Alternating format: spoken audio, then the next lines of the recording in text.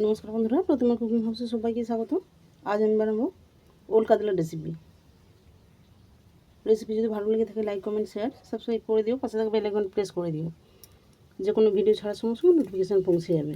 আমি এখানে কাতলা মাছ নিয়েছি, টমেটো নিয়েছি আর নিয়েছি ওল। সমস্ত উপকরণ কেটে ধুয়ে পরিষ্কার করে নিয়েছি। চলো মাছের মধ্যে লবণ হলুদ মেখে নিচ্ছি। প্রথমে লবণ দিয়ে দিয়েছিলাম, এরপর দিয়ে দিলাম হলুদ।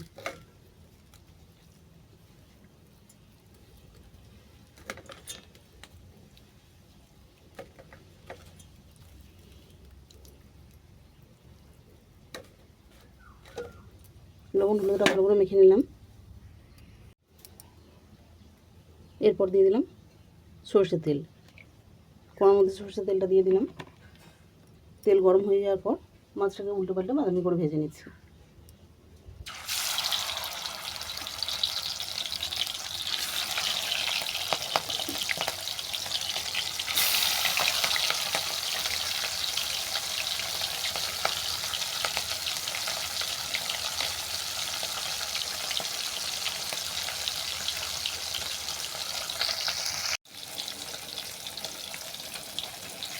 মাছ চার পিস বাদামি করে ভেজে নেওয়ার পর অপর দিকে দিলাম।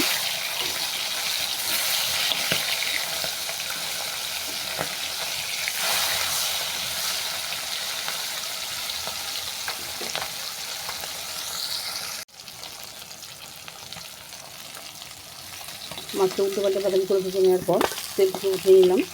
এই তেলের মধ্যে ওলটাকে ভেজে নিচ্ছি।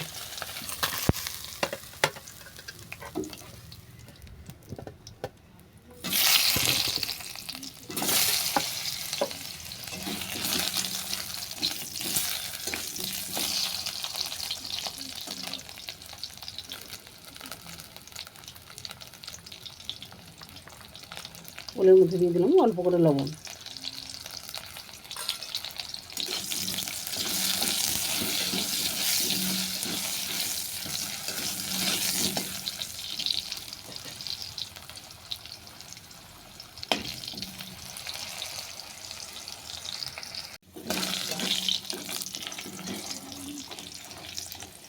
ওলটাও নেড়ে সেটা বাদামি করে ভেজে নিলাম।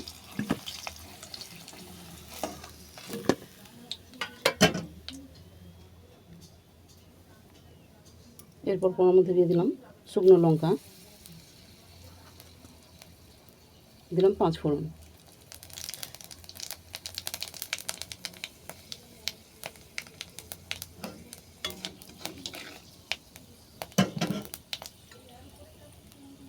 ফোড়ন ভেজে নেওয়ার পর দিয়ে দিচ্ছি আদা বাটা।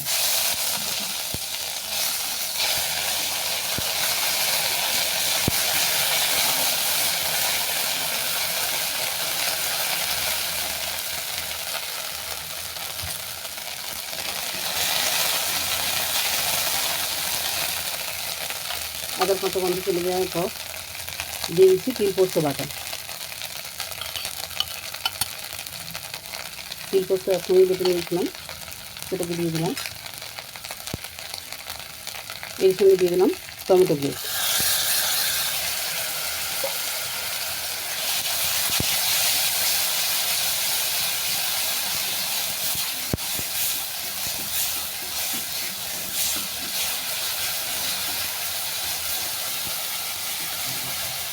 কিছুক্ষণ মশলাটা কষিয়ে নেওয়ার পর দিয়ে দিলাম ভেজে রাখা ওল।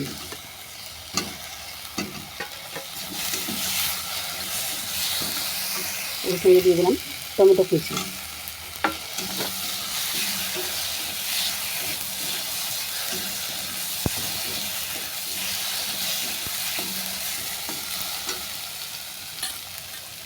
ভালো করে কষিয়ে নেওয়ার পর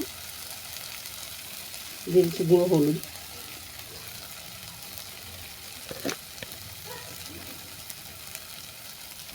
দিলাম গুঁড়ো লঙ্কা আর দিলাম স্বাদ মতো লবণ।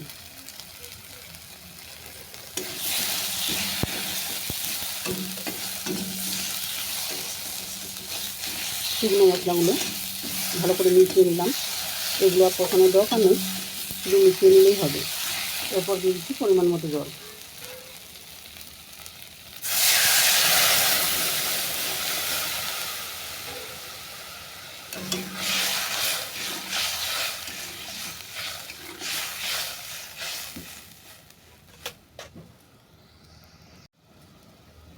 একটা ডিশ ঢেকে দিলাম 10 মিনিটের জন্য।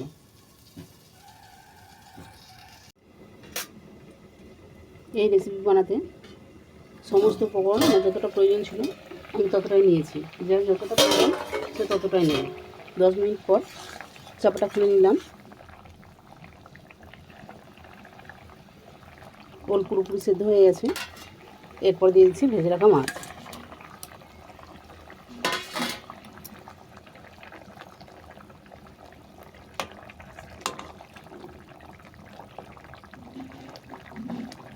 মাছটা দিয়ে আরও 5 মিনিট ফুটিয়ে নিচ্ছি।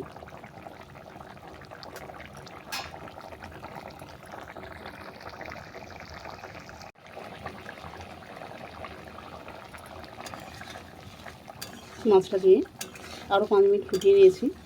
আর দেখো ঝালটা একটু গা মাখো মাখো হয়েছে, দেখি বুঝতে পারছো। ওল আছে, আরও টেনে নেবে। এর থেকে আর বেশি জল মারবো না।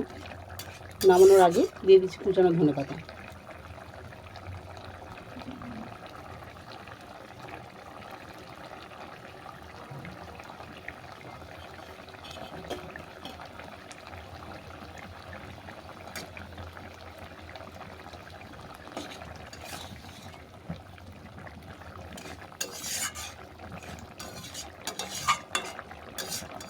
ধনেপাতা ভালো করে মিশিয়ে নিলাম। এরপর চলো নামিয়ে তোমাদেরকে দেখাচ্ছি। ওল কাতলা রেসিপি কেমন হয়েছে কমেন্ট করে জানিও। যদি ভালো লেগে থাকে শেয়ার করে দিও, চ্যানেলটা সাবস্ক্রাইব করে দিও।